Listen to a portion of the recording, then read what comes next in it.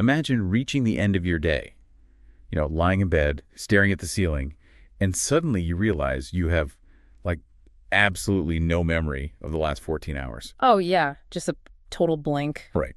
I mean, sure, your physical body was present. You drove to work, you made dinner, you answered a dozen emails, but you weren't actually awake for any of it. You were just, completely checked out.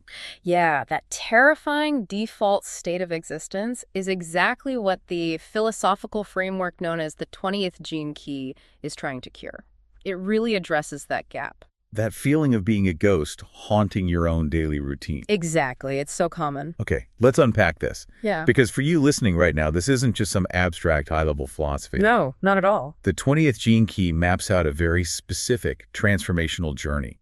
It takes us from that absolute zombified superficiality all the way to pure, unadulterated presence. Right. It's essentially a masterclass in reviving the forgotten art of contemplation. And it's designed specifically for the messy, demanding reality of modern life, which I love. Well, to understand the mechanics of this journey, we have to look at where the concept of contemplation in this specific framework actually comes from. Okay. Because it originates from an ancient Chinese concept.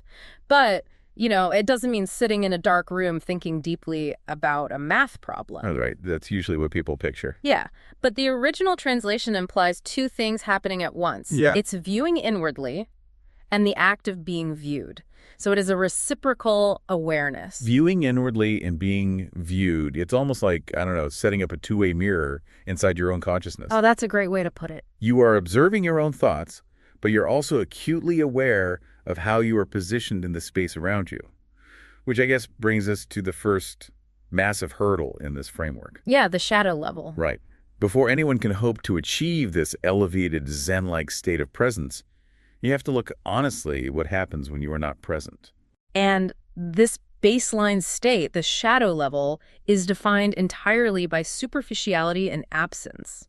Living in the shadow means you're existing strictly on the surface of reality. Which means you're completely unaware of the depth of your own inner life. Exactly. And subsequently, you're unaware of the people around you. You are just reacting to stimuli. An email pings, you type a response. A car brakes, you tap your brakes. But there is no actual awareness behind the wheel. None at all. And confronting that absence is not a comfortable process. Gaining this initial self-awareness can be a really painful revelation. Oh, absolutely. Because you look back at your life and suddenly see, this massive debris field of relationships or the litter of abandoned dreams. Yeah, it hurts. You realize the sheer amount of hurt you've caused other people simply because you are not paying attention to them. Well, we can understand this better if we look at the structure of the 20th gene key itself. It draws heavily from the ancient Chinese I Ching, which maps out reality using these 6-line symbols called hexagrams. And if you look at the specific visual shape of this 20th hexagram, it actually resembles a tower. A tower, okay. Yeah, and in ancient China, a tower wasn't just a building. It was a psychological symbol for gaining a higher, more objective view of the realm. Oh, so it allows you to see the debris field you just mentioned. Precisely. It gives you that vantage point. The shape also resembles an archway, though, right? An arch is an invitation. It marks a boundary between where you are currently standing and a totally new space. That's right. And stepping through that arch requires understanding the two trigrams, the 3-line symbols that make up this hexagram. They are the gentle wind moving over the earth. The wind and the earth. Yeah, think about it. Wind doesn't force its way through solid rock. Yeah. It finds the tiny cracks in the foundation and blows through them. Ah, I see. Cultivating this first level of contemplation requires that exact same gentleness. You have to let the whispering wind of awareness blow into all those dark corners of your superficiality. So you're learning to see your own absence without tearing yourself apart. Exactly. No judgment. I have to introduce a comparison here because that concept of absence feels so visceral to me. Go for it. It's like when you're driving a really familiar route, maybe your standard commute home. You're cruising along, listening to music, and suddenly you snap back to reality and realize you have zero memory of driving the last 5 miles. Yes, exactly that. You stopped at red lights, you navigated 4-way stops, but you were fundamentally not there. Well, that phenomenon is actually kind of highway hypnosis, and it is the perfect biological and modern equivalent of the shadow state. Wait, really? Yeah, your brain just hands control over to the basal ganglia, the autopilot center, so your conscious mind can wander off. Okay, wait, if it's a biological function, I have to push back on this framework a little bit. Sure. Is it really our fault that we operate like this emotionally and socially? I mean, modern life is incredibly demanding. We are bombarded with notifications, endless financial pressures, and a 24-hour news cycle. It's a lot. Operating on autopilot feels less like a moral failing and more like a necessary survival mechanism just to get through a Tuesday without completely burning out. That instinct to defend our autopilot is entirely valid. And the framework actually anticipates it. Oh, it does. Yeah, it explicitly notes that spending a great deal of our time living in this shadow state is completely normal. It's a natural phase of human evolution. Okay, that's a relief. Right. We aren't physiologically or psychologically expected to be switched on with hyper-awareness every second of the day. So the debris field isn't necessarily a sign that we are inherently bad people. It's a side effect of our operating system trying to manage overload. Exactly. Self-awareness naturally switches on and off. We spend days consumed by stress, merely reacting to our environment. But every now and again, we come up for air. Right. We stumble into what the text calls an oasis of contemplation. That could be something structured, like an intense workout or a painting session. Or it could just be a random moment of all watching a sunset. Exactly. In those moments, presence comes rushing back. But then Monday morning rolls around, and we go right back to stressing out about our inbox and sleepwalking through our interactions. Madly, yes. So if we manage to stop living as ghosts, if we actively step through that archway and leave the shadow behind, what actually replaces that absence? That moves us to the second level of contemplation, which the framework calls the gift. The gift, okay. If the shadow level was about viewing yourself and realizing you were asleep, the gift level is about viewing yourself in relationship to others. Stepping out of autopilot completely rewires your relationship with the outside world. Because once you actually pay attention to the present moment, you start seeing the ripple effects of your own actions. Exactly. And as we begin to see ourselves through the eyes of others, a profound shift happens. We become vastly more sympathetic to our environment. What's fascinating here is that a natural moral view comes into play, but it isn't a morality forced on you by external laws or societal expectations. Right, it's not imposed. It's an inherent moral compass that arises spontaneously from within. I mean, think about the mechanics of empathy. Empathy requires cognitive bandwidth. It really does. If you are surviving on autopilot, you have zero bandwidth to process someone else's emotional state. By reclaiming your presence, you free up the bandwidth to actually care. Which acts as a massive preventative behavioral mechanism. For sure. When you are truly aware of how your sharp tone of voice or your lack of attention actively harms your partner or your coworker, you naturally stop doing it. Yeah, addictive, selfish patterns begin to fall away. You become less toxic simply because you are finally awake enough to see the poison. The framework calls this gift level self-assurance. Yes, self-assurance. We need to pause and redefine that term because modern corporate culture has completely warped what self-assurance means. Oh, completely. We hear that phrase and immediately picture the loudest person in the boardroom, the person oozing charisma, dominating the conversation with unshakable swagger. Right, but swagger and charisma are mere character traits, and they often mask a deep inner panic. In the context of the 20th gene key, self-assurance equates strictly to genuine calmness. It's calmness. Yeah. A self-assured person is simply a calm person. They bring a sense of grounded integration that dramatically stands out in our frantic world, precisely because they aren't trying to dominate anything. Presence at this level is described as a regular friend. Down in the shadow, presence was just a rare tourist who visited during a vacation and then left. That's a great analogy. But here she visits regularly, and she always brings clarity. And to cultivate this regular friendship, the framework introduces the brilliant concept of the householder yogi. I love this part. This speaks directly to the idea that you don't need to flee society to find enlightenment. You don't need a monastery. Right. Most of us are householder yogis. We have mortgages, we have children, we have responsibilities. And the advice for householder yogis is wonderfully grounded. It suggests cultivating this gift by keeping your physical space tidy, knowing where things belong in your house. Simplifying your daily routine so that your rituals sing out with simplicity and beauty. Yeah. Consider the psychological mechanism behind that. Why does tidying a living room lead to spiritual self-assurance? It's a good question. It's like trying to listen to a whisper in a room with a blaring television. Physical clutter, lost keys, disorganized schedules. These are loud visual noises that force your brain back into a stressed, reactive autopilot. Oh, wow. So tidying your physical space is just reaching over and turning the volume down on the TV so your brain has the quiet space to actually hear the presence. Exactly. You don't need a specific environment to be present, but presence definitely thrives in certain conditions. You have to prepare the soil in your daily life. And once that soil is prepared, and that calm self-assurance becomes your baseline, the journey pushes toward a third and final level, Yes, the absolute peak of contemplation. where you transition from a state of doing presence to a state of simply being. This is the 20th city, and there's a very specific grammatical shift that happens at this stage. It isn't just a state of presence anymore. Right. It requires the definite article. It is the presence. Here, contemplation reaches its absolute zenith. It's a state of total, permanent immersion. Here's where it gets really interesting. Yeah. Because the framework makes an absolutely staggering claim about this city level. It really does. It states that a person who has learned this highest art of contemplation, someone living in true unbroken presence, has more influence on the direction of humanity than the President of the United States. It is a massive, provocative statement about the true nature of power.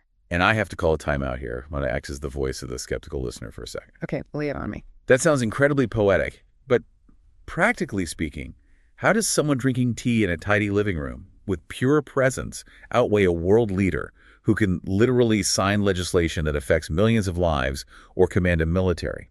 How does that math work? We're just reporting what the text says, obviously, not making a political endorsement, but still. If we connect this to the bigger picture of nonlinear systems and human networks, the math actually starts to make sense. We often confuse loud brute force with actual lasting influence. Okay, I'm listening. Think about emotional contagion. Have you ever walked into a room where two people were just having a vicious argument, even if they are silent when you walk in? Oh, absolutely. You can physically feel the tension in the air. Their internal chaos radiates outward and makes you tense. Yeah, it triggers your own fight or flight response. Now reverse that mechanism. A person living in this ultimate state of the presence physically affects the air around them, but they send out radiating waves of harmony. Ah, I see. In a human network, a panicked leader creates a panicked, reactive nation that makes poor, short-term decisions. But a profoundly grounded individual acts as a stabilizing node. So their utter calmness de-escalates the people around them. Yes, who then de-escalate the people around them. It's a butterfly effect of harmony that touches all quadrants of the universe. It's an invisible radiating force of inner harmony that outweighs the traditional top-down measure of global influence. Exactly. The framework likens this state to the logos, the divine word, or the breath of the divine. You literally become the contemplation of the universe. To explain how a human being actually reaches this state, the framework uses the metaphor of a falling autumn leaf. Such a beautiful image. Have you ever watched a single leaf detach from a branch and drift to the ground? The leaf isn't fighting the wind. It isn't forcing its way down to the grass. It is completely, utterly surrendered. And crucially, the leaf didn't decide to let go. The tree simply let it go. Wow. That is the core mechanism of the siddhi. For years, as a householder yogi, you practice the lower levels of contemplation. You fire thoughts, feelings, urges, and longings at your own core. So you use your stress, your arguments, your tidy living room, all of it as fuel for contemplation. Yes. But eventually, there's a paradigm shift. You stop trying to drop the leaf. One day, the tree lets you go. It stops being a practice you do and becomes a happening. It goes on happening over and over spontaneously, which brings in a fascinating Taoist concept, right? Chujan or Ziran. Yeah, Chujan is often translated as spontaneously arising or something occurring of itself. It is nature operating without human interference. Right. But the most striking translation used here is self-ablaze. Self-ablaze, meaning you are entirely consumed by the unending mystery of the single moment you are currently in. Yes. You aren't reliving the past or planning the future. The present moment has caught fire and burned away everything else. And this ties into a highly technical yet poetic concept in the framework called the codon ring of life and death. Right, the codon rings. In the gene keys, a codon ring is a group of genetic archetypes, essentially a mapping of human traits tied to our DNA, specifically dealing with how we process mortality. The 20th gene key is part of this ring. Okay. The framework suggests that this pure presence, this chujan, is the only thing that actually survives death. Letting go into this presence is what grants immortality, because presence itself is outside of linear time. It's incredibly deep, borderline mystical philosophy. It really is. So what does this all mean? I mean, If ultimate presence is this monumental, universe-altering cosmic force that transcends death and influences the direction of humanity, how on earth does a regular person practice it on a Tuesday morning? This raises an important question, doesn't it? Because you cannot fake this level of presence. You can't sit at your kitchen table and aggressively grit your teeth and say, I am going to be a falling leaf today. Right, trying to force it with sheer willpower just makes you rigid, tight, and uncomfortable. The entire point is no will. To cultivate it without forcing it, the framework says you simply have to develop a love of the subtle. And it uses this brilliant mechanical analogy of a tea ritual. Oh, the tea ritual is perfect. You have a person who loves fine, rare teas. They carefully choose the blend. They boil the water to the exact right temperature. They steep the leaves. They pour the liquid into a beautiful cup. All of that is doing. But the real magic, the actual practice of presence, happens in what you do next. The pause. The pause. Yeah. Before you take a sip, you stop. You watch the steam curling and rising off the surface of the cup. You sense the complex aroma hitting your nose. You look at the deep amber color of the liquid against the porcelain. Those tiny, almost insignificant seconds of observation are the moments of pure presence sneaking into your life. Think about the neurological and philosophical mechanism of that pause. How often do we just grab an insulated travel mug, pour scalding liquid down our throats while answering a text message, and rush out the door? Way too often. We treat the beverage purely as a vehicle for caffeine, a means to an end. Right. And by skipping the pause, we completely miss the subtle invitation for presence that is built right into the task. And it doesn't have to be a fancy ceremonial tea. No, not at all. It could be the sound of your standard coffee maker finishing its brew. It could be that quiet 3-second window when you first start your car in the morning, listening to the engine idle before you put it in drive, enjoying the chaos of the commute. The framework insists that this subtle presence is hiding everywhere, in everything. You can even find it in the middle of a hurricane. But to find it in the hurricane, you have to fundamentally shift how you interface with reality. You have to stop looking with your frantic, scanning physical eyes and start looking with your being. You feel the weight of the air, the vibration of the ground. The beautiful promise of this entire framework is that if you actively cultivate this love of the subtle, if you keep turning down the volume of the TV by tidying your space and you keep practicing the pause, eventually it fires back at you. Yes. It breaks over you like a wave. You stop having to remind yourself to be present. One day, you won't even need the ritual. You won't need the porcelain cups or the boiling water or the tea itself, because that presence will be pouring directly over you, ringing out like a bell inside every single cell of your body. It is a phenomenal image, and it really brings the entire journey of the 20th gene key full circle. It really does. We started completely checked out in the shadow, living our days on autopilot, leaving a debris field of hurt relationships through sheer lack of attention. Then we stepped through the archway into the gift. We cleared our physical and mental clutter. We embraced the realistic role of the householder yogi, and we allowed a calm, preventative self-assurance to naturally ground us and make us empathetic.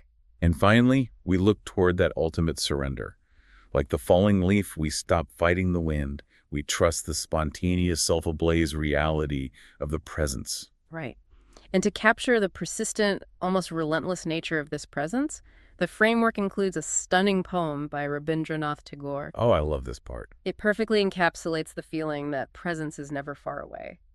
It is always hunting for us. How does it go? The lines read, "Have you not heard his silent steps? He comes, ever comes, every moment and every age, every day and every night he comes, ever comes.